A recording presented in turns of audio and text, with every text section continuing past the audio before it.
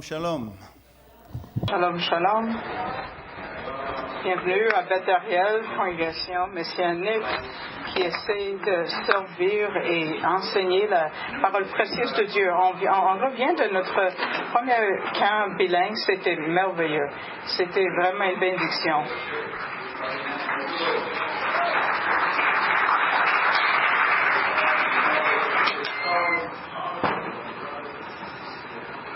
C'est toujours puissant quand les frères et les sœurs réunissent ensemble pour adorer, pour prier le matin très tôt, pour dédier leur temps au Seigneur.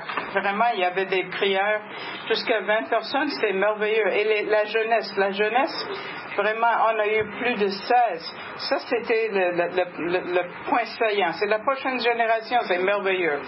Dans ces jours-là, les jeunes gens se réduisent en nombre.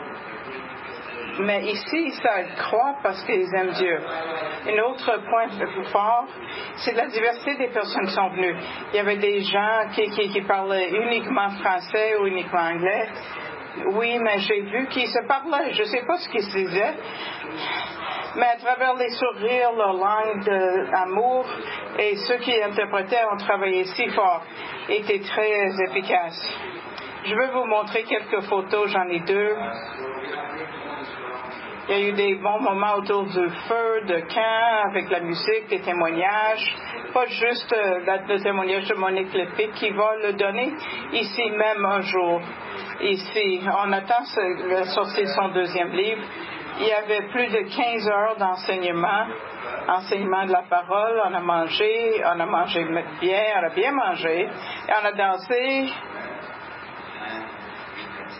Et on a dansé encore. Et on a passé une soirée de talent. Ça, c'est notre traducteur. Regarde son T-shirt. Il n'est pas ici aujourd'hui.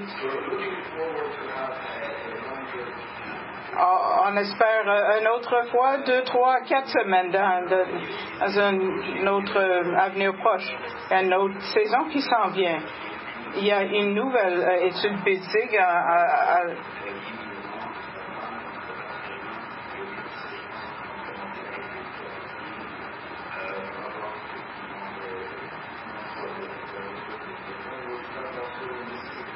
il va y avoir une nouvelle série sur les doctrines.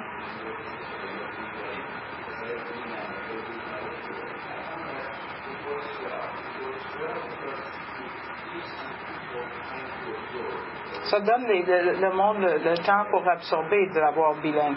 C'est bien. On va commencer des films et des discussions avec Angus. Et on va servir du maïs soufflé. Donc, vous allez venir. Des bons documentaires, des films qui parlent des Écritures, qui vont déclencher des discussions. Il va y avoir des cours d'hébreu. Aussi, un autre cours, comment étudier les Écritures. On a fait ça un peu, puis les gens ont beaucoup apprécié. On a eu juste 2 heures. Comment procéder quand tu arrives à un passage difficile? Qu'est-ce que tu fais? Où est-ce que tu te tournes pour comprendre ce que ça dit? Il y a des bons commentaires, interlignes, ceux qui font des interlignes d'hébreu et grec, des lexicons. Aussi parce qu'on a beaucoup de ministères qui se passent tous en même temps. Ils ne sont pas tous connus, vraiment. Gabriel va nous donner un rapport mensuel. Ça va commencer au mois de septembre. On planifie un baptême pour la fête des tabernacles, Sukkot. Si vous n'êtes pas encore baptisé, venez me voir. C'est une très bonne expérience. Je vais vous donner la date exacte plus tard. Je suis très excitée pour la prochaine saison. Je prie qu'on soit tous bénis parce qu'on va être partenaire avec le Saint-Esprit, Ruach HaKodesh, pour servir et grandir de sa parole. Une dernière chose très importante, Stella, si vous écoutez de la Grèce, nos prières sont avec toi. Sa mère est décédée et on offre nos condoléances. Le Seigneur est en contrôle. Je suis contente que vous étiez à côté d'elle et pas à Montréal, parce qu'il t'a amené pour elle. Je sais combien tu l'aimais. Peut-être à l'écoute de la Grèce. Sa mère est avec la Grèce maintenant. Je prie qu'on lui donne du réconfort. Aujourd'hui, on a le privilège d'avoir le Dr. Falkenbaum comme notre invité. C'est pas un étranger. Ça fait longtemps qu'il est notre ami, mais il va nous parler de la prière. C'est un sujet très important. Les principes de prière. Comment on doit organiser nos prières? Quelles sont les règles de prière? Vous avez un plan dans votre bulletin. Comment être efficace dans la prière? On va plus tarder, on va appeler le Dr. Falkenbaum de venir.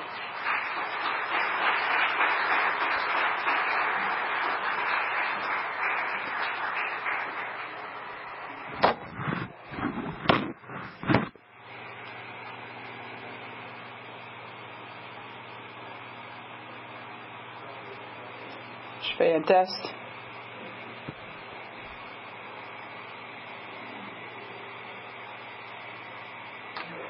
Dans votre bulletin, vous avez un plan.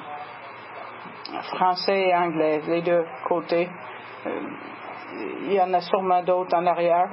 On ne va pas couvrir tout ce qui est là-dedans. Je ne suis pas sûre qu'on va avoir le temps. On va regarder voir. On va passer à travers ce qu'on peut.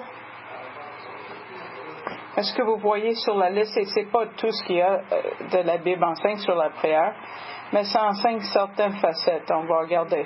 Regardez, surtout, commencez avec Luc chapitre 11. Luc chapitre 11.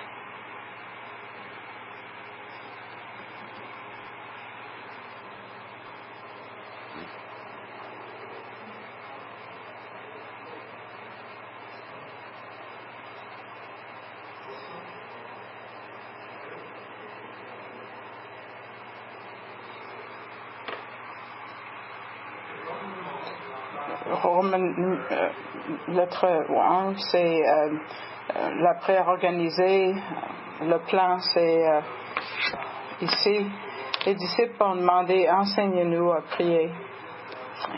Et il leur donne 6 points, comment organiser leur prière.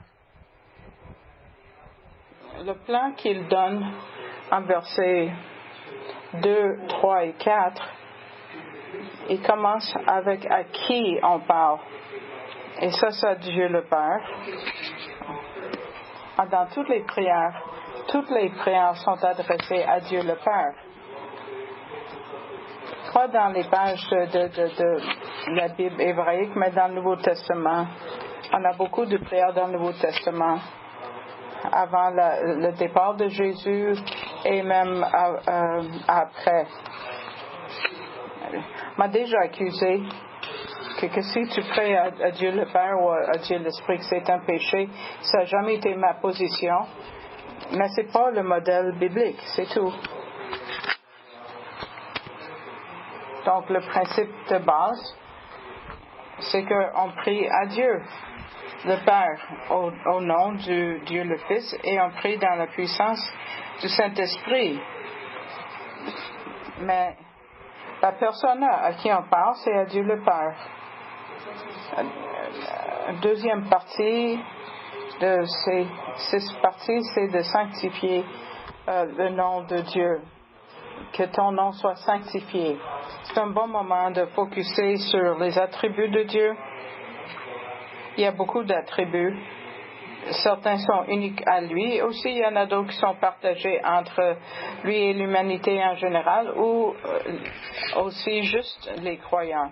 Ce serait un bon moment, périodiquement, dans notre prière organisée, c'est de méditer sur un attribut après l'autre. Pas toute la même journée, mais choisis un et médite là-dessus pour un temps. Qu'est-ce que ça nous enseigne par rapport à Dieu? Qu'est-ce que ça nous enseigne par rapport à nous ou nos obligations au Dieu céleste? Et comme ça, on sanctifie son nom. Le troisième élément, c'est de prier pour le programme de royaume. Que son royaume vienne. Il y a plusieurs façons. Il y a une idée présente et aussi future. Quand on parle de présent, Ça parle, c'est le moment de prier pour le leadership de l'Église, nos anciens, ceux qui sont en leadership, ceux qui enseignent des classes, pour les jeunes jeunesse, les enfants. On peut prier pour toutes ces personnes-là pour l'extension du royaume. Et si vous soutenez des missionnaires, c'est le temps de prier pour eux, ceux qui sont ailleurs.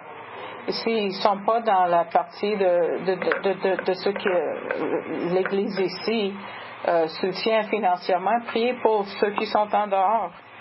Priez pour nos amis, ceux à qui on témoigne, le salut de nos membres de famille et tout ça. C'est aussi un temps de prier pour le salut d'Israël. Dans Psaume 122, verset 6, ça dit « Priez pour la paix de Jérusalem ». Ça soulève une question, puisqu'on sait que la paix de Jérusalem ne va pas arriver avant la deuxième venue. À quoi bon prier pour la paix de Jérusalem présentement? Dans la prophétie des Écritures, on voit que la paix de Jérusalem, ça va venir juste à cause de la deuxième venue, mais on apprend aussi qu'il y a un prérequis à la deuxième venue, et ça, c'est le salut national d'Israël. Donc, la façon pratique de prier pour la paix de Jérusalem, ce serait de prier pour le salut du peuple juif. Et on peut faire ça d'une façon nationale ou des juifs particuliers ou des groupes messianiques qui font l'évangélisation dans la communauté par rapport à qui est le Messie. Par rapport au futur, c'est le temps de prier pour la venue du Seigneur et surtout ce qui s'en vient bientôt, c'est l'enlèvement pour le corps du Messie. Et ça, c'est notre espoir bienheureuse. Une autre partie de l'idée de notre façon organisée, c'est de prier pour nos besoins quotidiens. Verset 3. On prie pour ceux dont on a besoin ou qu'on ne peut pas avoir ses besoins comblés. Il faut prier pour les choses de base, un toit, la nourriture et des vêtements. Mais c'est un temps pour se rappeler ces choses-là dans la prière. La prochaine section, c'est de confesser nos péchés. Dans beaucoup de ce que je lis par rapport à nos prières organisées, je lis beaucoup là-dessus sur notre recueillement. Ils disent, oh non, il faut confesser nos péchés tout en premier, mais dans le plan que Jésus donne, c'est pas au début, c'est même pas vers le début, c'est la cinquième affaire. Oui, il faut le faire 1 Jean 1:9, que si nous péchons, nous confessons nos péchés, puis il est fidèle de nous pardonner et pour nous nettoyer de toute injustice, souillure. Mais c'est dans le temps de la prière, notre recueillement, mais c'est pas nécessaire en haut de la liste. Finalement, on a la guerre spirituelle. La guerre spirituelle, il faut prier pour nos tentations. Le monde, la chair et l'ennemi. Des fois, s'il y a quelque chose auquel on fait face d'une façon spirituelle, il faut les commettre au Seigneur. Je vais revenir là-dessus dans quelques minutes. Mais c'est pas censé être un rite de dire tout ça. C'est juste un plan, comment l'organiser, tout simplement. La lettre B, la prière doit être régulière. Dans ce qu'on a chanté plus tôt, c'était dans l'Adam, Psaume 5:3, ça dit, ô Seigneur, le matin, tu vas entendre ma voix, au matin, je vais offrir ma prière et je vais veiller. Pour le psalmiste, il dit, il prie régulièrement chaque matin. Ça ne dit pas qu'il faut prier le matin. Mais lui, il parle de l'idée de le faire régulièrement, de prier régulièrement. Dans le psaume 55, verset 6-7, ça dit « Soir et matin et même le midi, je vais gémir devant le Seigneur, il va entendre ma voix. Et lui, il prie 3 fois par jour, matin, midi et soir. C'est sa préférence.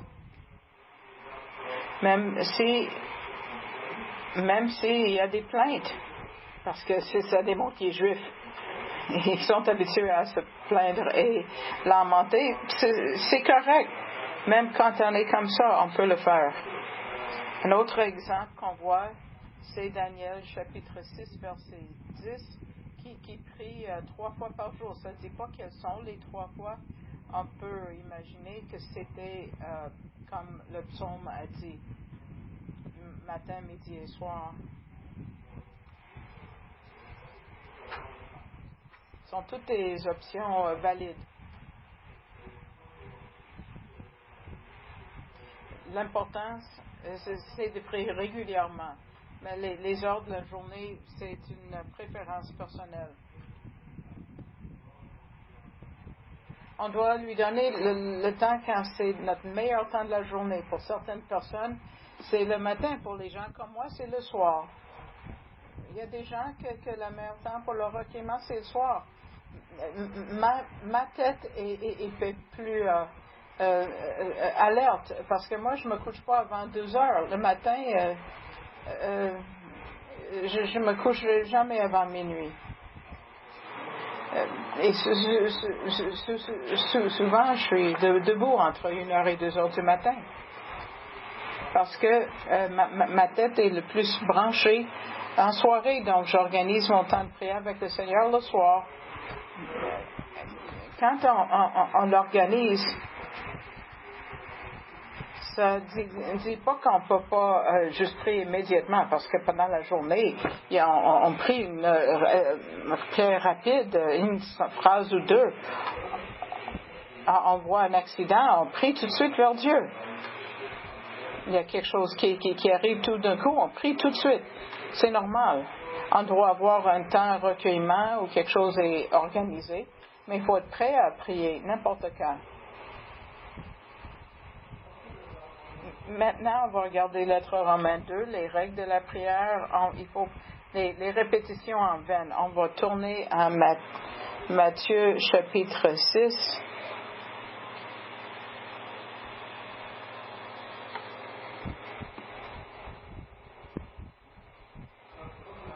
Le plan de Luc 11, on voit le même plan ici à Matthieu 6 qu'on vient de lire en Luc 11.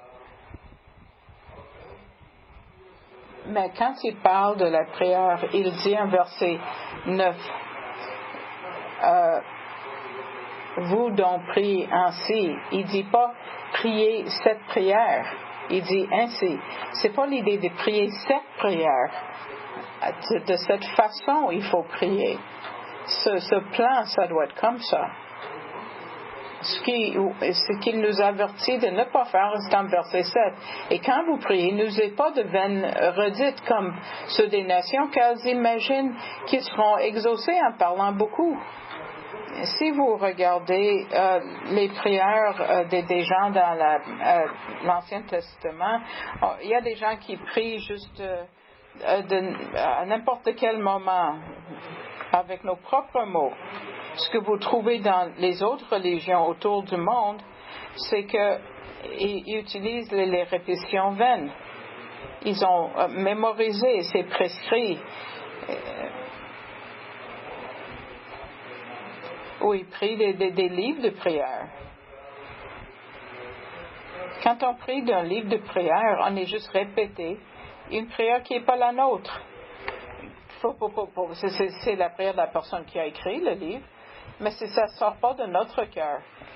Ça ne nous représente pas. Ce qu'on dit pour ça, c'est une vaine répétition vaine. Quand on arrive au premier siècle du judaïsme, le judaïsme est devenu rabbinique. Et la prière, jusqu'à aujourd'hui, ils utilisent des livres de prière. Dans le judaïsme aujourd'hui, on a un livre de prière quotidien pour le sabbat, pour les fêtes, on a un livre pour chaque occasion.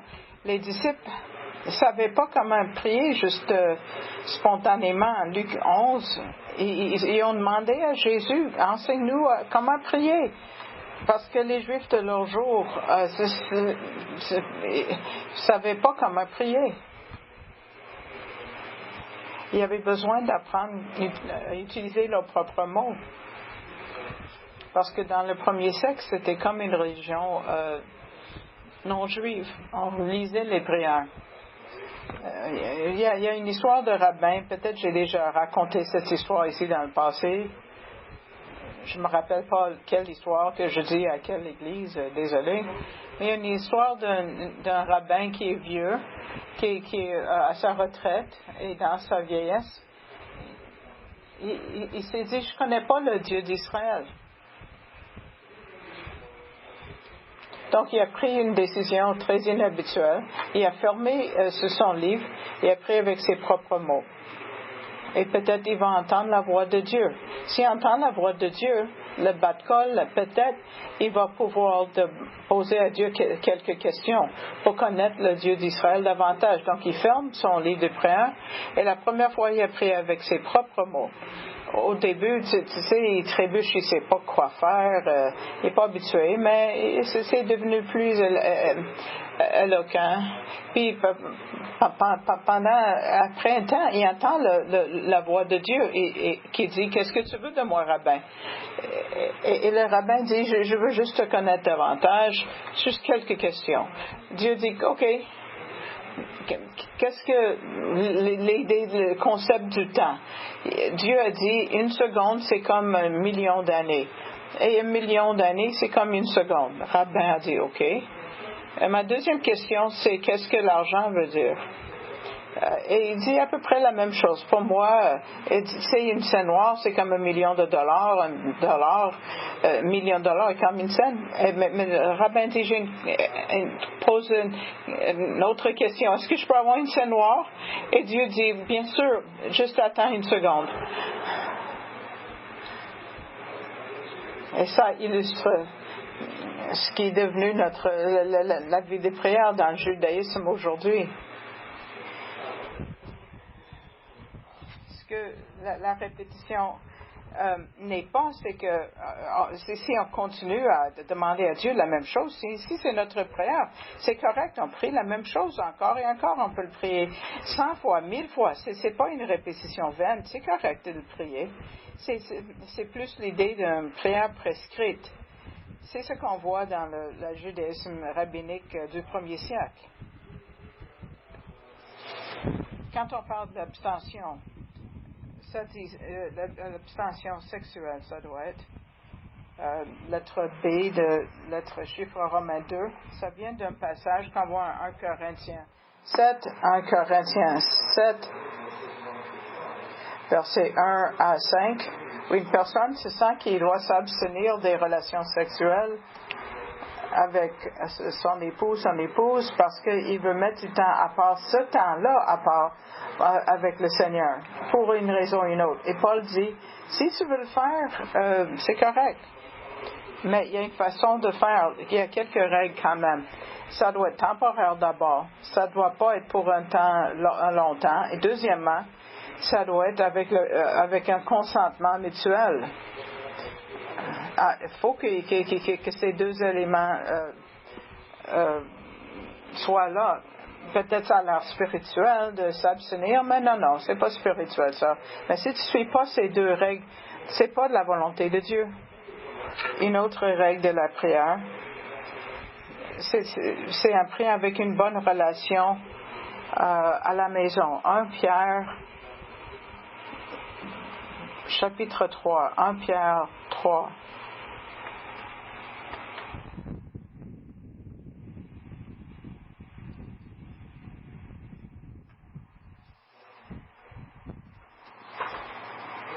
Verset 7.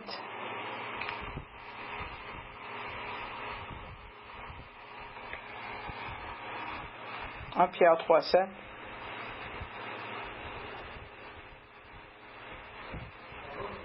Verset 1 à 6, il parle de la relation les relations entre les hommes et les femmes. Et parce qu'il est homme, il prend 6 versets pour parler aux femmes. Pour les obligations de l'homme, il prend juste un verset. Je l'accuse de rien, mais ça a été inspiré de Dieu, dans la volonté de Dieu. Regardez verset 7. Il faut que le mari fasse 2 choses par rapport à sa femme. Demeurer avec elle selon la connaissance. Il faut qu'il soit un étudiant de sa femme pour savoir ce qui la rend heureuse. Qu'est-ce qui la rend heureuse? De souligner ses talents, lui donner des occasions pour sortir les talents de sa femme, les dons qu'elle peut avoir. Comment ça peut être utilisé pour édifier le corps local. Deuxièmement, il doit être conscient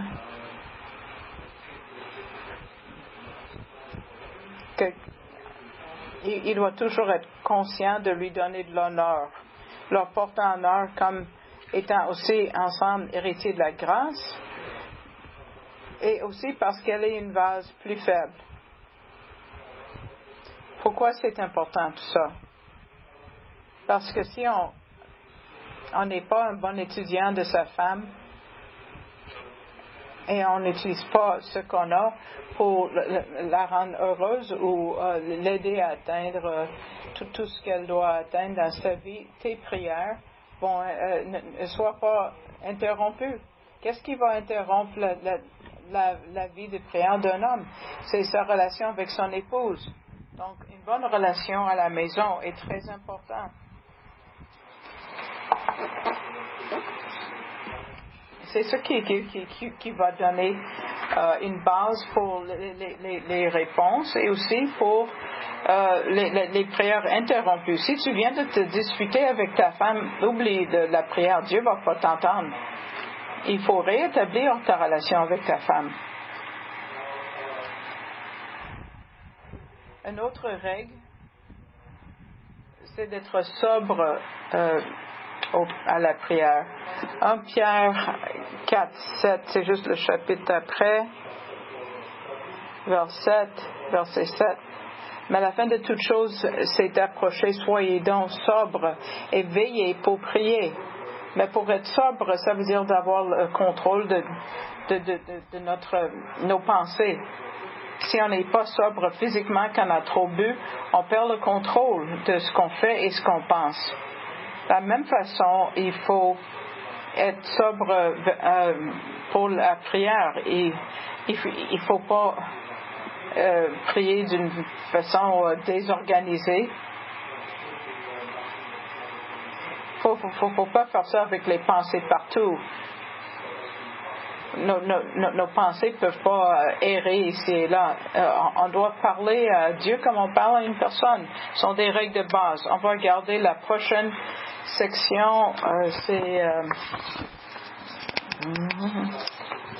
je sais pas. Les prohibitions à la prière. Il y a des fois où le prophète est empêché de prier. C'est arrivé 3 fois à Jérémie. Dieu avait déjà décrété qu'ils allaient venir parce qu'ils ont traversé le point de non-retour et Dieu a décrété qu'il va y avoir une destruction par Babylone et la ville et le temple ont été détruits. C'est inévitable. Parce que Jérémie aurait aimé prier peut-être que ça n'arrive pas et Dieu dit non, tu ne peux pas le faire. Il ne faut pas prier. Jérémie 7, 16. C'est-à-dire, priez pas pour ce peuple. Élève pas ta voix ou tes prières pour eux. Il ne faut pas intercéder pour eux à moi parce que je ne vais pas écouter. Dieu dit que cette destruction va venir. Et 70 ans de captivité, c'est inévitable tout ça. Même si Jérémie aurait voulu, Dieu ne va pas l'entendre. La deuxième fois, tu vois ça, c'est Jérémie 11, verset 14. Toi, ne prie pas pour ce peuple et fais pas monter pour eux ni cri ni prière, car je n'écouterai pas autant, où ils crieront vers moi au sujet de leur malheur.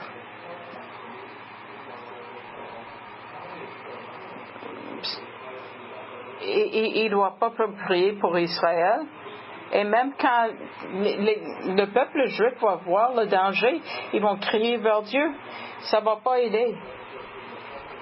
C'est une génération qui avait déjà traversé le point de non-retour. La troisième fois, c'est Jérémie 14, verset 11. 14-11, et l'Éternel me dit, ne prie pas pour ce peuple, pour leur bien. Dieu va dire, il ne faut pas prier. Il ne faut pas prier pour quelque chose quand Dieu a dit ne pas prier. C'est pas juste dans l'Ancien Testament, c'est aussi dans le Nouveau Testament. Tournez à 1 Jean 5. 1 Jean, l'épître de Jean, chapitre 5. 1 Jean 5, verset 16. Si quelqu'un voit son frère pécher d'un péché qui ne soit pas à la mort, il demandera pour lui et il lui donnera la vie. Savoir à ceux qui ne pêchent pas à la mort. Il y a un péché à la mort, mais pour ce péché-là, je ne dis pas qu'il demande. Il ne faut pas prier pour un péché à la mort. Il y a une prohibition de prier pour un croyant qui a déjà péché un péché jusqu'à la mort. À quoi est-ce qu'il réfère? On le voit en Matthieu 18, versets 15 à 20. Matthieu 18, 15 à 20. On voit le Messie qui parle des étapes pour la discipline de l'Église. Il y a 4 étapes. Il faut confronter quelqu'un un à un, juste une personne à l'autre. S'il n'y a pas de repentance qui arrive, la deuxième étape, c'est de confronter ce frère qui pêche, mais avec 2 ou 3 témoins. Pour que on peut établir la vérité sur le témoignage de 2 ou 3 témoins. Si ça ne marche pas, puis il ne se repent pas, la troisième étape, c'est de l'amener devant toute l'Église, toute la congrégation. Et si ça ne fonctionne pas, la quatrième étape, c'est qu'il soit comme un non-juif ou comme un collecteur de taxes. Qu'est-ce que ça veut dire? On ne peut pas le toucher, il devient excommunié. On doit prier pour un frère pendant les 3 premières étapes, mais après la 4e, non. C'est pas juste qu'il est enlevé de l'Église, mais il est enlevé de nos prières. Parce qu'il est aussi enlevé aussi de la sécurité de sa vie physique. Et enlevé de la prière des saints. Et pour ça qu'il peut mourir maintenant. Parce qu'il est enlevé de l'Église. Comment est-ce que ça peut arriver? Comment ça fonctionne? C'est 1 Corinthiens 5, versets 1 à 5. 1 Corinthiens 5, 1 à 5. On voit quelqu'un qui couche avec sa belle-mère. Et Paul dit... si un péché public comme ça, il faut le livrer à Satan, il faut le sortir de l'Église. Ça ne passe pas par les autres étapes, c'est un péché public. Et Paul avait déjà entendu parler, puis il n'était même pas là. Ce que ça veut dire dans ce passage, c'est que quand il est mis en dehors de l'Église, il est sous l'autorité de Satan pour la destruction de son corps. Pour la destruction de la chair, ça n'affecte pas son salut.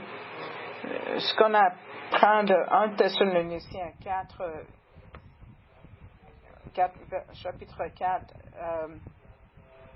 14 et 15, quand un croyant meurt, c'est le Messie qui nous endort en croyant.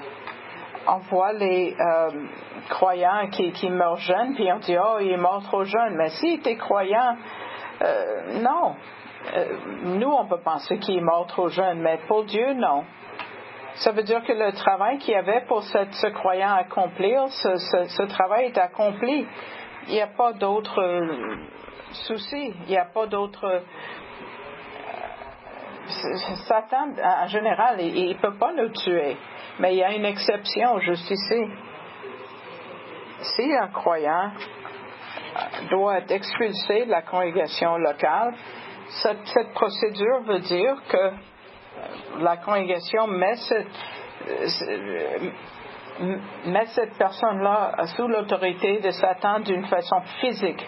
Ça n'affecte pas son salut. C'est comme ça qu'on voit 1 Jean 5,16.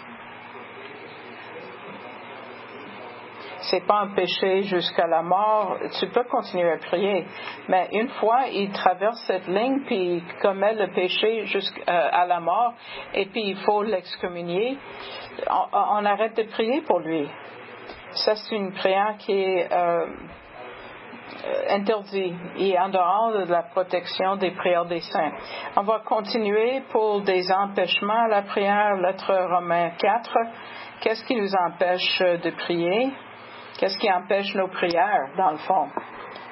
Qu'est-ce qui empêche nos prières d'être répondues? C'est le péché. Bon, c'est clair, lettre 1.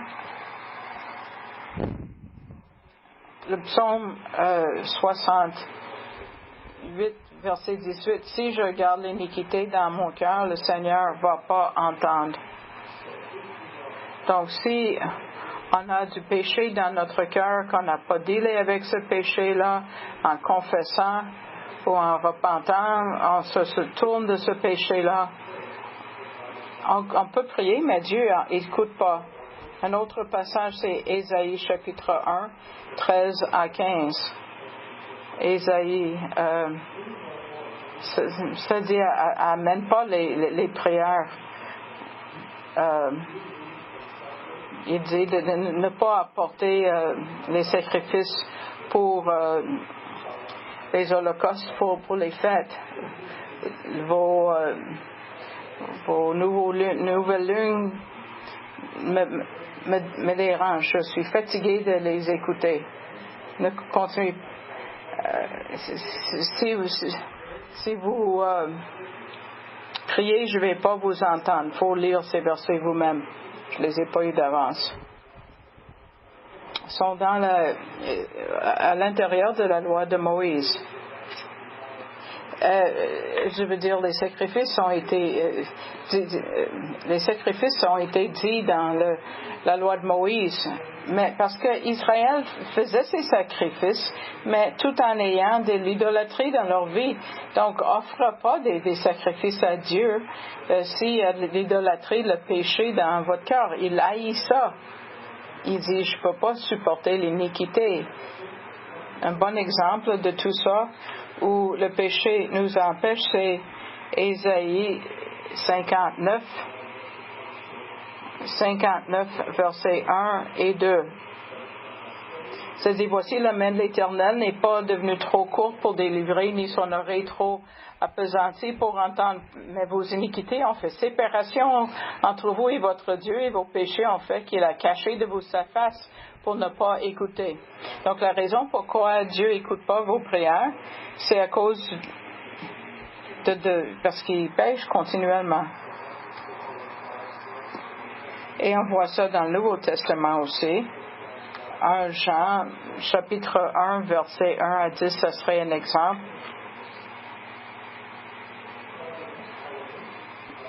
Deuxième élément, c'est que si on n'a pas de souci pour autrui. En Proverbe 21, verset 13, ça dit, celui qui ferme son oreille au cri du pauvre, lui aussi criera, et on ne lui répondra pas. Si on n'écoute pas les besoins les plus pauvres, de ceux qui sont des croyants, qui sont pauvres, si on ne s'occupe pas d'eux, là, Dieu ne va pas écouter nos prières. En Luc 6, 38, et ça dit donne et ça va être donné. Ça va être donné en abondance. Parce qu'avec la mesure que tu donnes, ça va être donné. La façon qu'on donne, c'est la façon qu'on va recevoir. Si on n'est pas soucieux pour autrui, ça veut dire que nos prières vont être empêchées. L'autre point qu'on voit, c'est la désobéissance. La désobéissance, on voit en Proverbe 28, verset 9, ça dit, celui qui augmente son bien,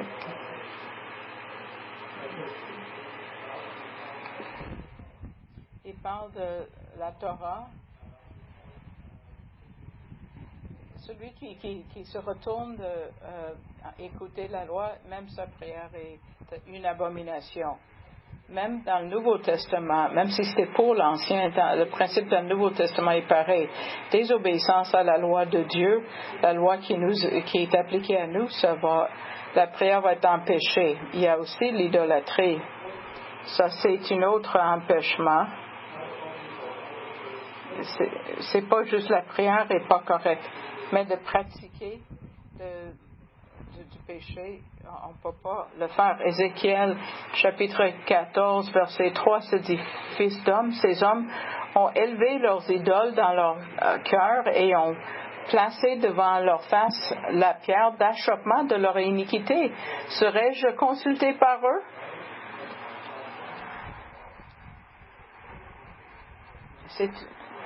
Dieu ne va pas écouter leurs prières parce qu'ils pratiquent l'idolâtrie. L'idolâtrie pour eux, c'est pas ce qui arrive aujourd'hui, mais les gens pratiquent l'idolâtrie d'une autre façon maintenant. Comment? Même des Juifs et les non-Juifs font ça. N'importe quoi qui prend une bonne partie de notre vie peut devenir l'idolâtrie. Si tu joues au golf, c'est d'une certaine façon, mais si c'est tout ce à quoi tu peux penser et tout ce que tu peux faire, oui, ça devient une idolâtrie. Et le peuple juif lise leurs journaux et ils regardent l'astrologie, les Juifs, et c'est condamné. Mais c'est comment chez les Juifs? N'importe quoi qu'on idolise, pas juste un statut maintenant qui prend trop de notre temps pour nous éloigner de nos obligations, Seigneur, ça empêche nos prières. Si on manque un esprit de pardon, ça empêche. Marc 11, verset 25, ça dit, « Et quand vous ferez votre prière, et si vous avez quelque chose contre quelqu'un, pardonnez-lui, afin que votre Père aussi, qui est dans les cieux, vous pardonne de vos fautes. »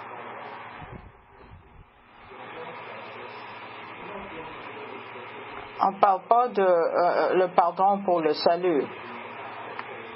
Ça, c'est par la foi uniquement. Non, le salut, c'est par la foi, juste par la foi. Et le contenu de notre foi, c'est que Jésus est mort, enseveli et ressuscité. Non, ici, c'est la famille, pardon familial. Il faut confesser nos péchés en 1 Jean 1:9. C'est pas pour être sauvé et résauvé. Non, non. C'est pour restaurer la communion avec le Père. Parce que quand nous péchons, nous avons brisé cette communion.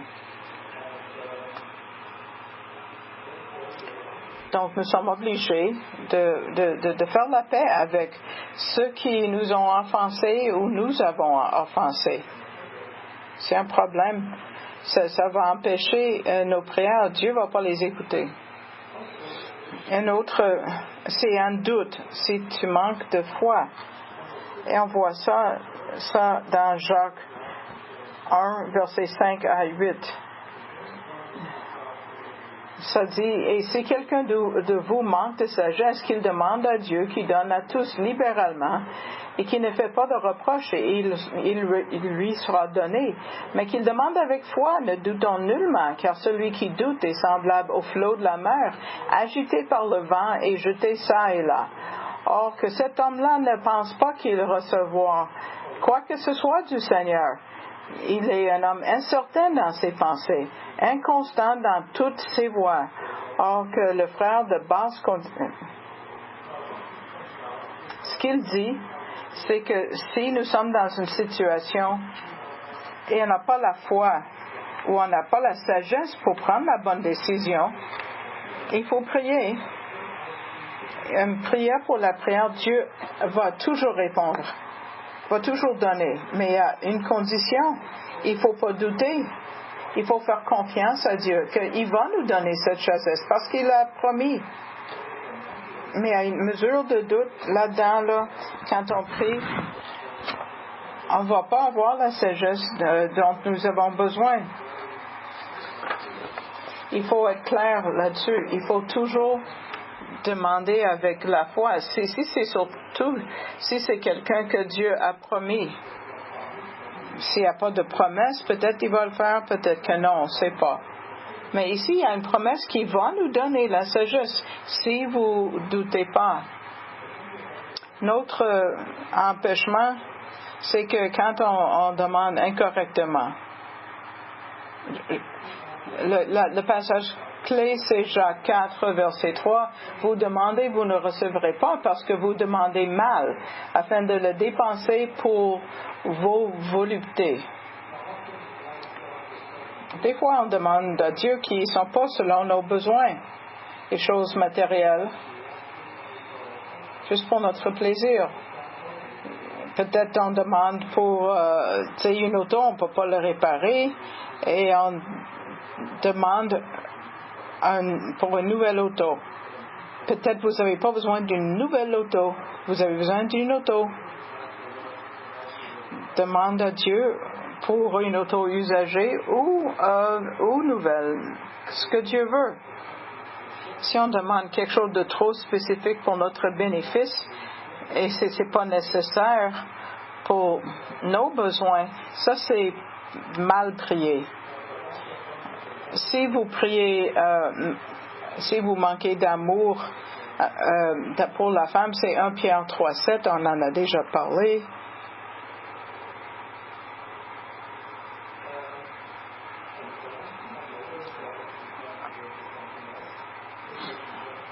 C'est 1 Jean 3, 19, ça dit que si nos cœurs nous condamnent.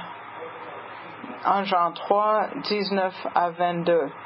Et par ceci, nous saurons que nous sommes de la vérité et nous assurons nos cœurs devant lui que si notre cœur nous condamne, Dieu est plus grand que notre cœur et il sait toutes choses. Bien-aimés, si notre cœur ne nous condamne pas, nous avons l'assurance envers Dieu. Et quoi que nous demandions, nous le recevons de lui parce que nous gardons ses commandements et que nous pratiquons les choses qui lui sont agréables. Ce qu'il dit, c'est que si on a un cœur qui ne nous condamne pas, on peut prier dans toute confiance que ce qu'on demande, il va entendre et il va savoir comment il va répondre à cette prière. Mais s'il y a quelque chose dans notre cœur qui nous condamne continuellement, qui ne vient pas de Dieu, mais qui vient d'autres sources, on ne prie pas avec confiance. Donc, il faut reconnaître que Dieu nous a nettoyés. Dieu nous accepte. Il nous a mis dans une position spéciale dans son cœur. Et on ne doit pas se retirer de la prière ou avoir peur ou être gêné. On doit se rendre compte qu'on peut y aller avec confiance à son trône pour avoir ce dont nous avons besoin. J'ai 10 autres minutes, je vais aller dans une autre. Matthieu 18, je vais entrer dans une autre section qui n'est pas dans vos plans. Matthieu 18. Versets 15 à 20, je crois.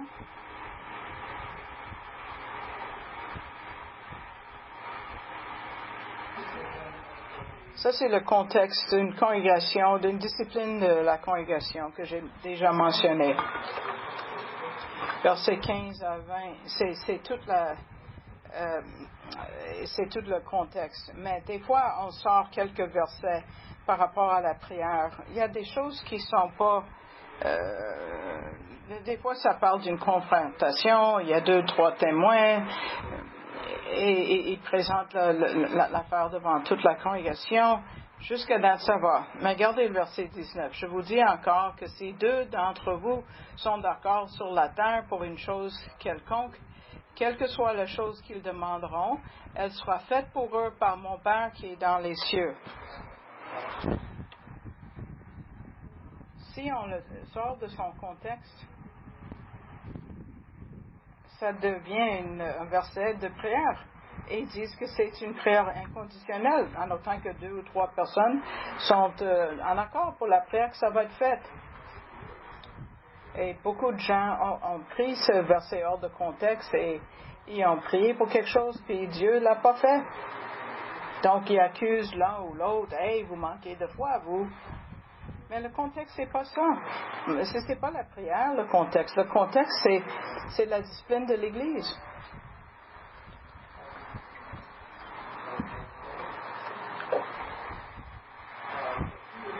Les 2 ou 3 dont il parle ici, ce sont n'importe 2 ou 3 personnes qui prient. Les 2 ou 3, ce sont les personnes qui sont mentionnées dans les versets 15, les témoins.